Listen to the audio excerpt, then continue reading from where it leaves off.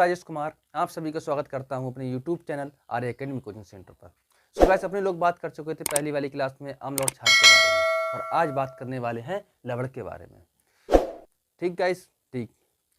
आप लोग सोच रहे होंगे कि बेटा मैं क्लास को नहीं ले पाया 2-3 दिन के बीच में, बेटा कुछ परेशानी आ गई थी इसलिए मैं क्लास नहीं ले पाया, लेकिन टेंशन लेने वाली बात कोई नहीं है। अब आपकी रेगुलर क्लास चलेगी। तो सबसे पहले पढ़ते हैं पहले बेटा लवण। लवण किसे कहते हैं? व्हाट इज दिस लवण? लवण किसे कहते हैं? मैं पहले आपको पहले से ही बता चुका था, 2-3 क्लास पहले बताया था मैंने कि वह यौगिक जिसके स्टार्टिंग में H+ यानी प्रारंभ में H+ और अंत में OH- नहीं होता है, उससे क्या कहते हैं? लवण कहती हैं। उसी के बेस पे क्या मैं एक डेफिनेशन लिखा रहा हूँ, उससे लिखो। बहुत ही इजी डेफिनेशन है, लिखो। ऐसे यौगिक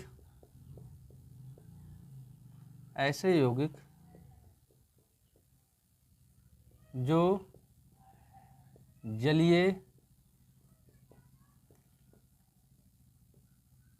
विलयन में धनात्मक आयन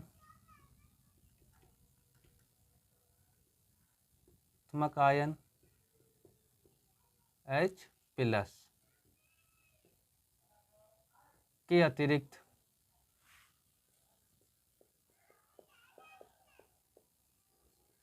अतिरिक्त तथा ऋणात्मक आयन OH-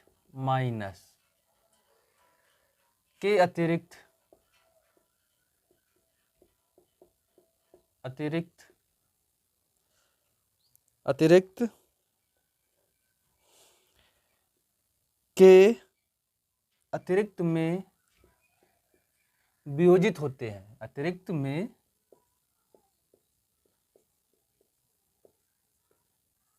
वियोजित होते हैं,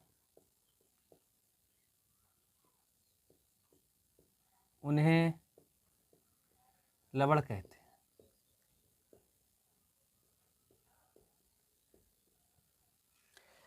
इसमें कहा गया कि बेटा ऐसे यौगिक जो जलीय विलयन में धनात्मक आयन यानी H+ के अतिरिक्त, है ना, तथा ऋणात्मक आयन OH- के अतिरिक्त में वियोजित होते हैं, यानी कि जल में इन दो के अतिरिक्त आयनों में जो वियोजित होते हैं यौगिक, उन्हें क्या कहते हैं? लवण होते हैं। ऐसे यौगिक यानी कि ऐसे यौगिक जो H+ यानी H+ आयन तथा OH- आयन में यानी कि H+ आयन तथा OH- आयन के अतिरिक्त में जो वियोजित होते हैं, उन्हें क्या कहते हैं? लवण कहते हैं। क्या कहते हैं? लवण कहते हैं। अब देखो, कोई सा भी एक लवण ले लो, ये क्या है?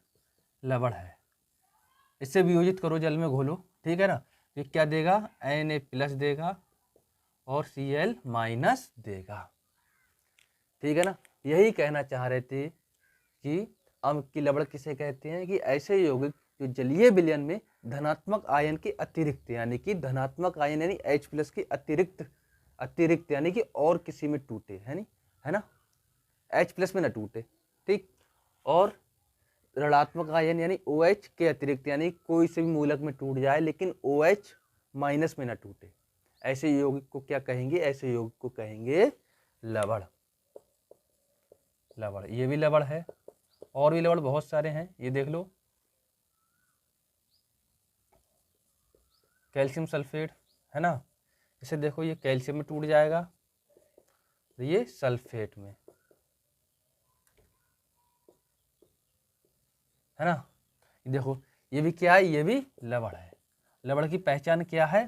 पहचान यही है बस, इधर H+ ना हो और लास्ट में OH- ना हो, है ना। अगर ये सब कुछ नहीं है तो वो क्या होगा? वो लवण होगा। ठीक, ठीक है, ये लवण। क्लियर? कोई डाउट? अगर आपको कोई डाउट रह जा रहा है तो बता देना कमेंट सेक्शन में, कमेंट करके मैं आपके डाउट को क्लियर कर दूंगा, ठीक है ना। बेटा मैं भी इंसानी हूँ, कुछ ना कुछ रह जाता है और गलतियाँ भी हो जाती है। गलतियाँ बेटा उसी से ही नहीं होती है जो भगवान होता है ना। जो इंसान होता है उस पर जायज़ सी बात है, उस पर गलती होती है।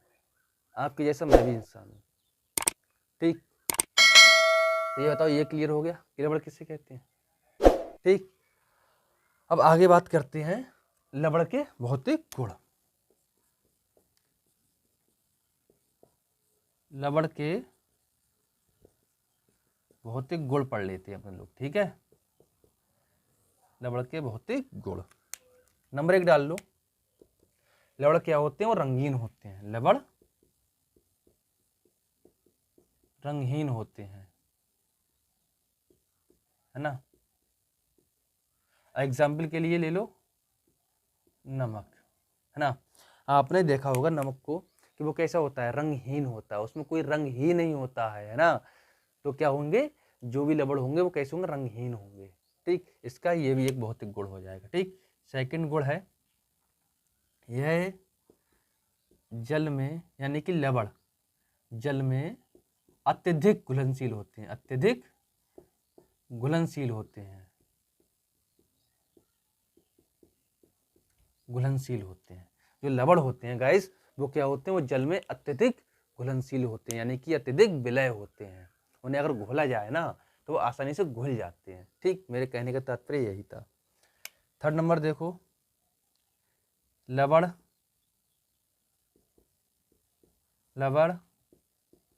स्वाद में नमकीन होते हैं। नमकीन होते हैं।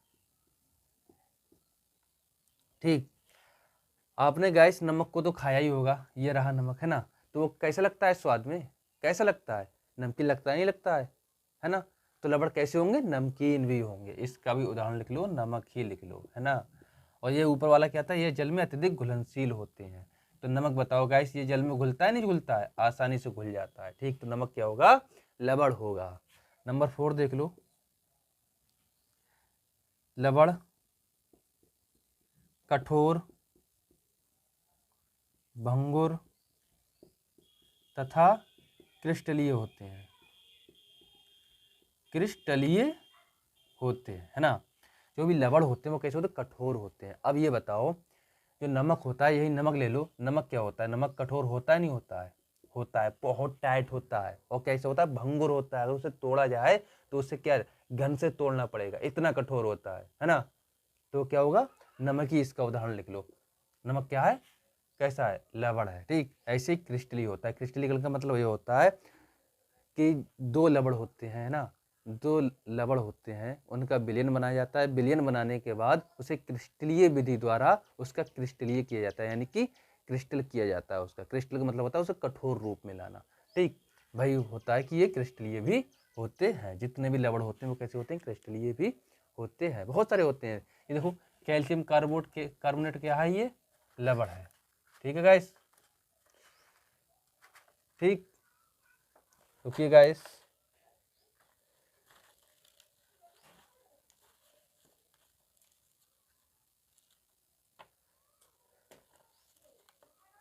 ओके, अगर गाइस वीडियो अच्छी लगी तो लाइक करना, ठीक है ना। ये भी क्या है, लवण है। सेकंड नंबर पे देखो, और भी देख लो, और भी लवण होते हैं। NaCl क्या है, लवण है। नंबर 3 देख लो, सोडियम सल्फेट क्या है, ये भी लवण है। सोडियम कार्बोनेट Na2CO3 है, क्या है, ये भी लवण है। ये सभी क्या है, लवण है। ये सभी क्या होते हैं, रंगहीन होते हैं, कठोर होते हैं, भंगुर होते हैं, नमकीन होते हैं, है ना। ये इनमें सभी गुण पाए जाते हैं। बताओ तो गैस, क्लियर बात, डाउट क्लियर। चलो स्क्रीनशॉट ले लो, नोट करो।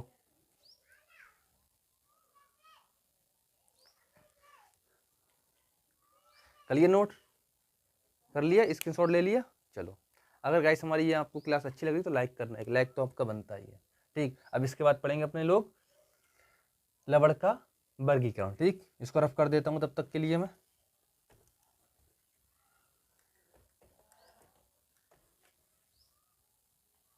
टेंशन लेने वाली बात नहीं है, मैं फुल सिलेबस कराऊंगा साइंस का, 10th का भी और 9th का भी, ठीक है ना।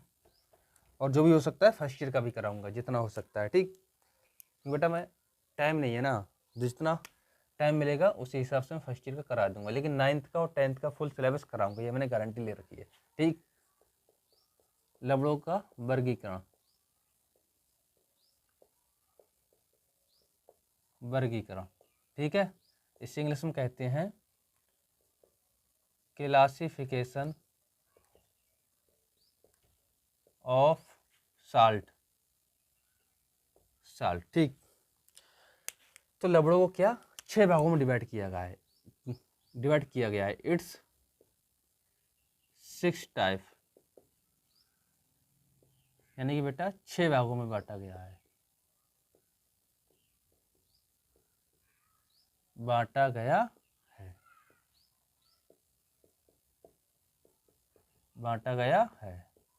है ना। नंबर 1 क्या है, नॉर्मल यानी साधारण लवण, इसे इंग्लिश में कहते हैं नॉर्मल साल्ट। सेकंड नंबर देख लो, ठीक, अम्लीय लवण,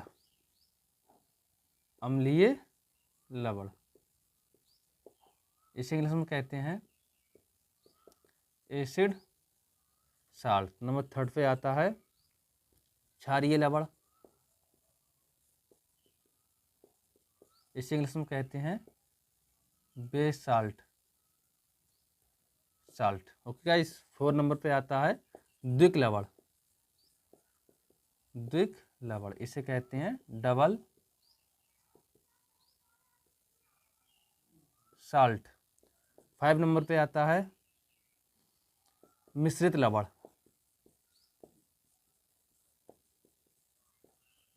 इसे कहते हैं मिक्स्ड साल्ट। और 6 नंबर पे आता है जटिल लवण, इसे बेटा याद नहीं आ रहा, इसे इंग्लिश में क्या कहते हैं, चलो बता दूंगा लास्ट में, ठीक। तो लवणों को कितने भागों में डिवाइड किया गया है, 6 भागों में डिवाइड किया गया है। नंबर 1 पे क्या है, साधारण नमक। नंबर 2 पे क्या है, अम्लीय लवण। 3 पे क्या है, क्षारीय लवण। और 4 पे क्या है, द्विक लवण। 5 पे क्या है, मिश्रित लवण। और 6 नंबर पे क्या है, जटिल लवण। ठीक गाइस।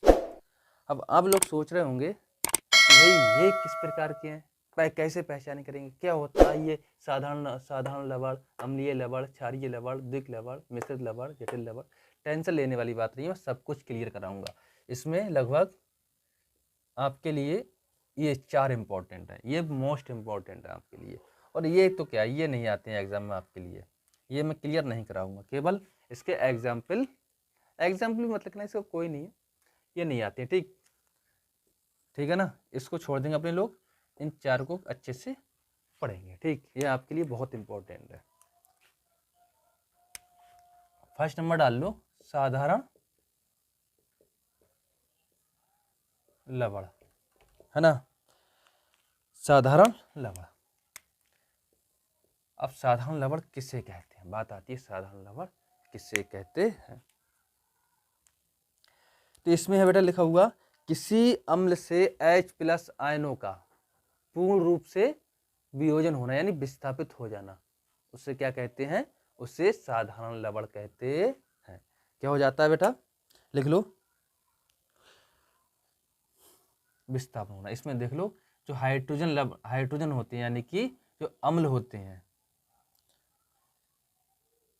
H+ आयनों का, यानी H+ आयनों का, इसमें क्या होता है, आयनों का पूर्ण रूप से विस्थापन हो जाता है, यानी कि विस्थापन हो जाता है, ठीक। पूर्ण रूप से क्या हो जाता है, विस्थापन हो जाता है, किसका, H+ का, ठीक। अभी समझ जाएंगे, टेंशन ना ले। इसकी डेफिनेशन लिखी हुई है आपकी बुक में, ठीक, ध्यान से सुनना। किसी अम्ल से H+ आयनों के पूर्ण विस्थापन से, यानी आयनों के पूर्ण विस्थापन से बने यौगिक क्या कहलाते हैं, लवण कहलाते हैं। पूर्ण विस्थापन से, यानी जो H+ आयन होता है इसका पूर्ण विस्थापन हो जाए तो हम क्या कहेंगे, उसे साधारण लवण कहेंगे। देखो एग्जाम्पल देख लो इसका, KOH, ये क्या है, क्षार है ना, और ये क्या है इधर, H2SO4। अब इधर आप लोग देखेंगे जो लवण का निर्माण होगा वो क्या करेगा, H का विस्थापन ही कर देगा, बिल्कुल खत्म कर देगा, रखेगा ही नहीं अपने पास में। ठीक, उसे क्या कहेंगे, उस यौगिक को, उसे लवण कहेंगे। देखो इस जो यौगिक बनेगा इसमें अम्ल का तो नामो निशान नहीं होगा, इसका तो पूर्ण इससे अलग ही रख देंगे। ठीक, देखो क्या बनेगा, पोटेशियम सल्फेट K2SO4 है ना, और क्या बन जाएगा, जल बन जाएगा। अब बताइए ये H क्या था, एक समूह में था, यानी कि एक यौगिक में था या नहीं था। तो क्या हुआ, जब इनकी रिएक्शन हुई आपस में तो क्या किया, हाइड्रोजन को पूर्ण विस्थापित कर दिया और क्या बना, लवण बना। और जो लवण बना ये लवण ये क्या कहलाएगा, ये साधारण लवण कहलाएगा। क्या कहलाएगा, साधारण लवण कहलाएगा, यानी कि नॉर्मल साल्ट कहलाएगा। ठीक, तो यही कहना चाह रहे थे कि ऐसे यौगिक जिसमें H प्लस आयनों का पूर्ण रूप से विस्थापन हो जाता है तो उन्हें क्या कहते हैं, साधारण लवण कहते हैं। उसमें H का नामो निशान होता नहीं है, यानी कि H प्लस हो ही ना, ऐसा लवण जिसमें H हो ही ना, है ना, तो उसे क्या कहेंगे, लवण कहेंगे। कितने भी देख लो, और भी है ऐसे ही। देखो NaCl, ये भी क्या है, ये क्या है, ये साधारण लवण है। ठीक, ऐसी देख लो CaCl2 क्या है, ये भी साधारण लवण है। बहुत सारे हैं, कैल्शियम सल्फेट क्या है, ये भी साधारण लवण है, बहुत सारे साधारण लवण है। ठीक है ना, तो आप मुझे लगता है समझ गए होंगे। और देख लो एक आध एग्जाम्पल, एक दो आगे देखो, NaOH है ना, NaOH और HCl के साथ देख लो। ठीक है ना, इसमें भी इसका क्या होगा, इसका पूर्ण विस्थापन हो जाएगा। कैसे हो जाएगा, क्या बनेगा, देखो देखो साफ साफ बनेगा, NaCl प्लस H2O। ये जो बना ये क्या होगा, नॉर्मल साल्ट होगा, यानी कि साधारण लवण होगा। ठीक, तो ऐसा लवण जिसमें H प्लस आयन उपस्थित ना हो, यानी अनुपस्थित हो, तो ऐसे लवण को क्या कहेंगे, साधारण लवण कहेंगे।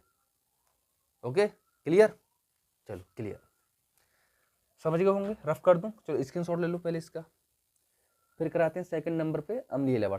ठीक, चलो रफ कर देते हैं।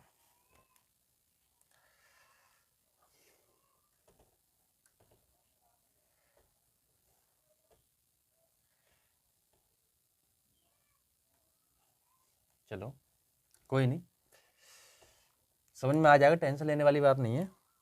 सेकंड नंबर पर देखो क्या है, अम्लीय लवण।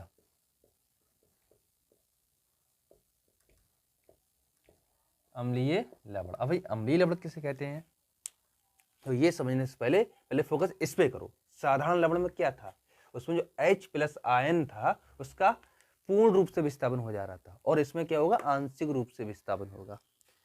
इसमें क्या होगा, आंशिक रूप से विस्थापन होगा, किसका, इसमें H प्लस आयनों का आंशिक रूप से विस्थापन होता है, आंशिक रूप से विस्थापन होता है तो उसे क्या कहते हैं, उसे अम्लीय लवण कहते हैं। इसकी डेफिनेशन ऐसे बना सकते हैं कि ऐसे यौगिक जिसमें H प्लस, जिसमें H प्लस आयनों का आंशिक रूप से विस्थापन होता है तो उन्हें क्या कहते हैं, अम्लीय लवण कहते हैं। ठीक, यानी कि इसमें अम्ल का भी रोल होगा। क्या होगा, इसमें अम्ल का भी रोल होगा। फॉर एग्जाम्पल के लिए देख लो कितने सारे हैं ये, NaHSO4, इसमें देखो अम्ल है या नहीं है, यानी कि H प्लस है नहीं है, सॉरी अम्ल नहीं, H प्लस है नहीं है, जब है ना, तो ये क्या होगा, ये कैसे क्या होगा, अम्लीय लवण होगा।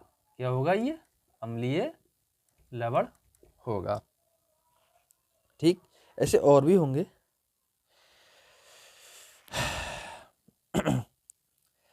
यह देखो NaH2PO4, यानी सोडियम हाइड्रोजन फॉस्फेट। क्या, सोडियम हाइड्रोजन फॉस्फेट, इसमें भी क्या है, अम्ल का, यानी कि हाइड्रोजन आयन है। ठीक, अब विस्थापन किस प्रकार से होता है, विस्थापन देख लो एग्जाम्पल में, ये सभी क्या है, इसके एग्जाम्पल है ये इसी के अम्लीय लवण के। ठीक, ये नोट कर लेना।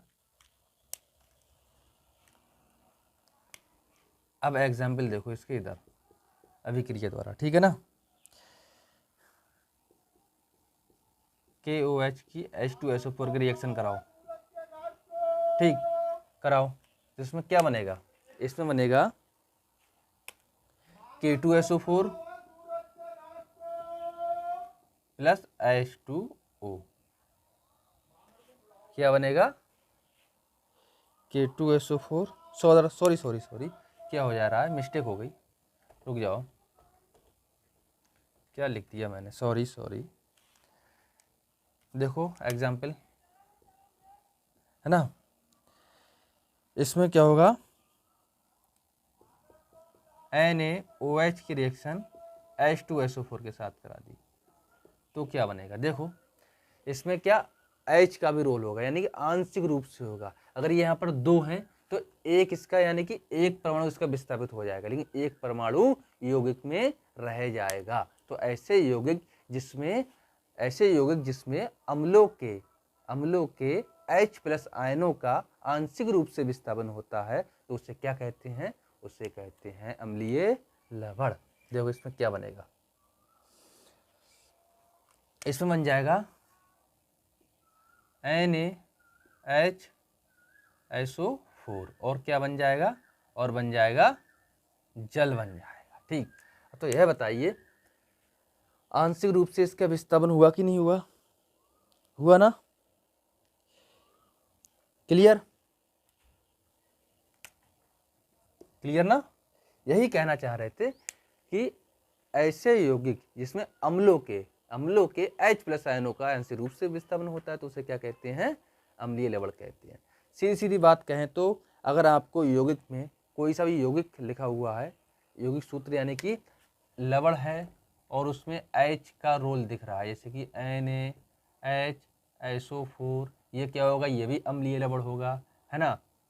और देख लो NaHCO3, ये भी क्या होगा, अम्लीय लवण होगा, है ना। ये भी देख लो CaH सोडियम बाइकार्बोनेट, ये भी क्या होगा, ये भी अम्लीय लवण होगा, ठीक है ना।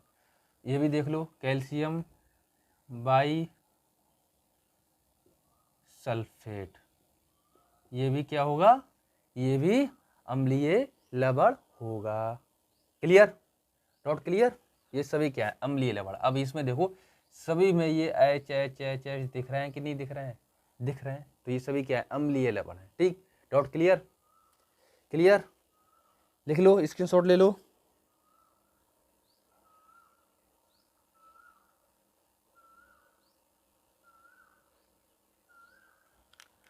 आई होप, मैं जानता हूँ आपको समझ आ गया होगा, क्लियर हो गया होगा। अब नेक्स्ट पढ़ते हैं क्षारीय लवण, ठीक।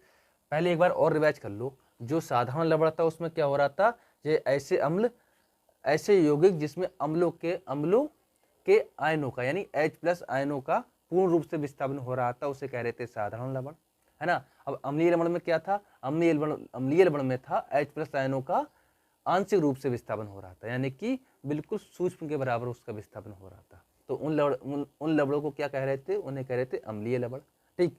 अब बात करते हैं क्षारीय लवण के बारे में। क्षारीय लवण,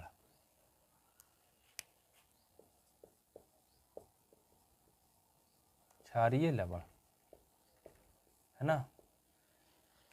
इसकी डेफिनेशन दी हुई है, डेफिनेशन लिख लो, मैं बोल रहा हूं फिर क्लियर कराता हूं। लिख लो कि इसमें ऐसे यौगिक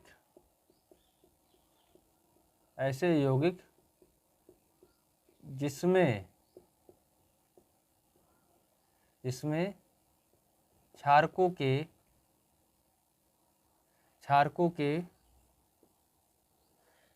OH आयनों का आंशिक रूप से विस्थापन होता है, तो उसे क्षारीय लवण कहते हैं, क्षारीय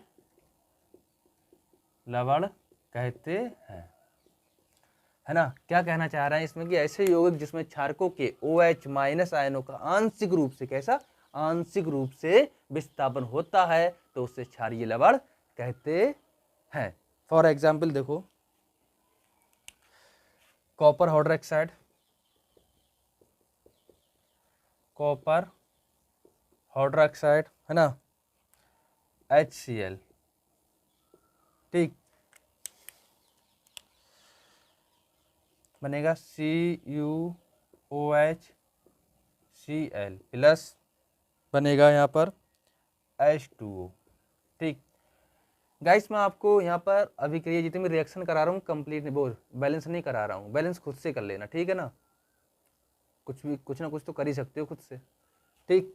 चलो, इसमें किसका निर्माण हुआ, ये था कॉपर हाइड्रोक्साइड, ठीक। ये हाइड्रोक्लोरिक अम्ल और ये क्या है, ये है क्षारीय लवण। अब क्षारीय लवण क्यों है, मैंने आपको पहले से ही बता चुका था कि जो लवण होते हैं उनके लास्ट में क्या होता है, OH होता है। तो बताओ इसमें OH है या नहीं है, इसमें है, तो ये क्या हुआ, ये क्षार हो गया, है ना, हो गया नहीं हो गया। लेकिन इसका ये और ये वाला रूप, ये किसका रूप है, ये लवण का रूप है ना, यानी कि CuCl किसका रूप है, लवण का रूप है।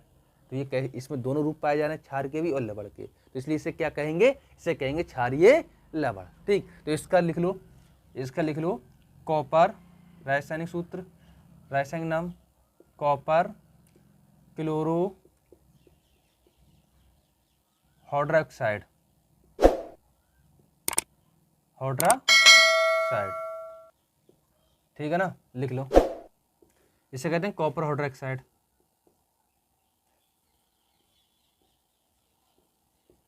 कॉपर हाइड्रोक्साइड, है ना। बताओ clear, dot clear. I hope, मैं जानता हूँ आपका ये जितने भी डॉट हैं वो क्लियर हो जा रहे होंगे, है ना। और कोई सा भी आपका अगर डॉट रह जा रहा है तो टेंशन लेने वाली बात कोई नहीं है, आप हमारे कमेंट सेक्शन में कमेंट करके बता सकते हैं कि सर हमारा ये डॉट रह गया। हम आपको विश्वास दिलाते हैं, हम आपके सभी डॉट्स को क्लियर करेंगे। ओके गाइस, अगर गाइस हमारी आपको क्लास अच्छी लग रही है तो कृपया करके एक लाइक तो कर ही देना, ठीक है। चलो इसके बाद पढ़ते हैं, 3 हो गए, द्विक लवण और पढ़ लेते हैं, है ना। द्विक लवण,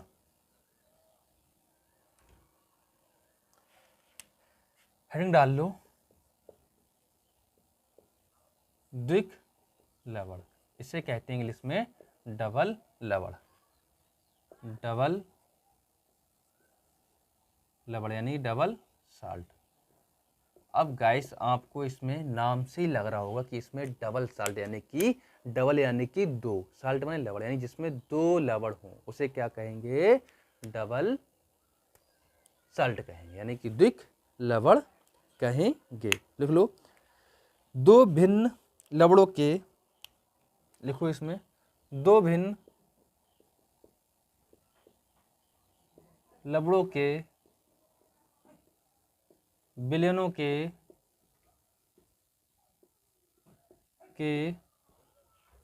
विलयनों के मिश्रण के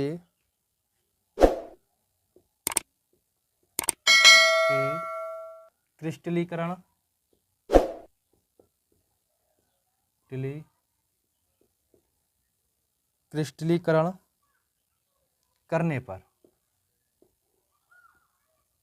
पर बने लवण द्विक लवण कहलाएंगे, द्विक लवण कहलाते हैं, करने पर बने लवण द्विक लवण कहलाते हैं।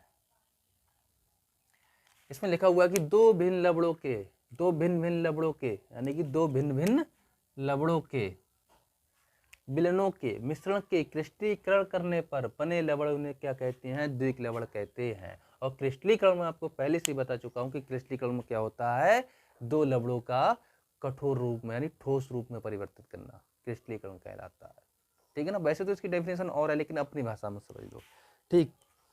तो इसका एग्जाम्पल लिख लो डायरेक्टली, ये कठोर रूप में होंगे, आप जानते भी होंगे इसे, आप भी बताएंगे कमेंट सेक्शन में कमेंट करके। ठीक, लिखो K2SO4 Al2 SO4 का होल ट्वाइस इंटू 24H2।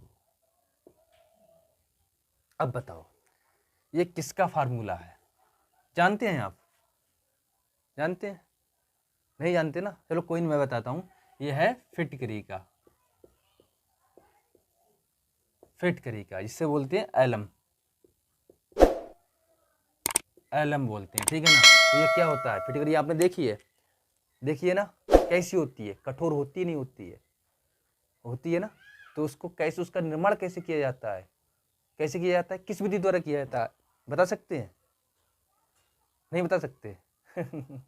अभी तो बताया था मैंने। उसका निर्माण किस विधि द्वारा होता है?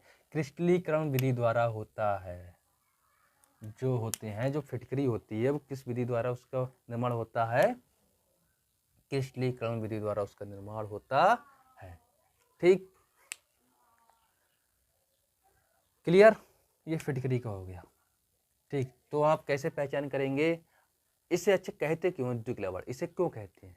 इसे इसलिए द्विक्लवड़ कहते हैं। आपके मन में एक कन्फ्यूजन आ रहा होगा, चलो मैं क्लियर करा देता हूँ। देखो इसमें एक क्या है, एक तो हो गया, एक ये लवड़ हो गया, हो गया नहीं हो गया? हो गया। दूसरा लवड़ क्या हो गया? ये हो गया एल्यूमिनियम सल्फेट, हो गया नहीं हो गया? दो लवड़ हो गए। ठीक, तो उन्हें क्या कहेंगे? इसीलिए इसे क्या कहेंगे? द्विक्लवड़, यानी डबल साल्ट कहेंगे। नाम से ही पता लग रहा था आपको कि डबल साल्ट होते क्या है। डबल माने यानी दो, साल्ट माने लवड़, दो लवड़ों का मिश्रण का क्रिस्टलीकरण द्वारा बने लवड़ क्या कहलाते हैं? द्विक्लवड़ कहलाते हैं। ठीक, दो लवड़ों का मिश्रण होता है, वो भी किस रूप में? क्रिस्टल रूप में। ठीक है ना। तभी तो कह रहे थे, नीचे लिखा हुआ था, मैंने भौतिक गुण में लिखाया था कि क्रिस्टलीय भी होते हैं। क्रिस्टलीय का उदाहरण यही है, ये फिटकरी, इसे एलम बोलते हैं, है ना। क्लियर? क्लियर। ये आपके लिए इंपॉर्टेंट नहीं है एग्जाम के लिए, ठीक है ना।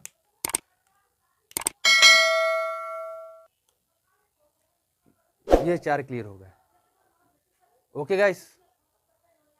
ठीक, अगर गाइस हमारी आपको क्लास अच्छी लग रही है तो लाइक करना, कमेंट करना, और अगर जिसने हमारा यूट्यूब चैनल सब्सक्राइब नहीं किया है तो सब्सक्राइब कर ले, और बेल आइकन का बटन दबा दे। ठीक है ना। बेल आइकन बटन से तब क्या होता है, उससे जो भी नई वीडियो हम अपलोड करते हैं यूट्यूब पर, उसका आपको नोटिफिकेशन मिल जाता है। ठीक, अब नेक्स्ट वीडियो में मिलते हैं, नेक्स्ट क्लास में मिलते हैं। ठीक है ना, नेक्स्ट क्लास में मिलते हैं। क्या दिया है आपके इसके अगले? हाँ, पीएच स्केल क्या होती है, पीएच मान क्या होता है। ठीक, तब तक के लिए धन्यवाद।